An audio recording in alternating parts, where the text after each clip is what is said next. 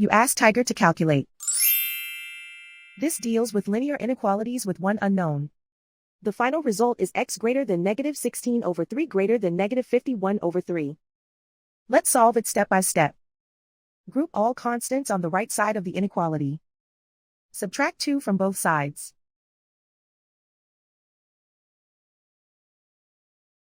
Simplify the arithmetic.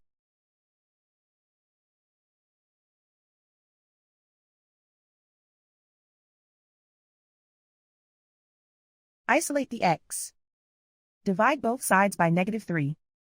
Whenever you multiply or divide by a negative, reverse the inequality sign.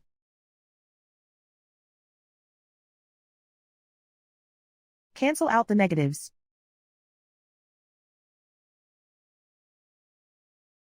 Simplify the fraction.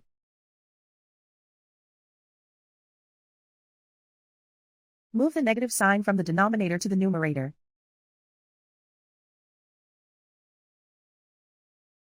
Plot the solution on a coordinate grid.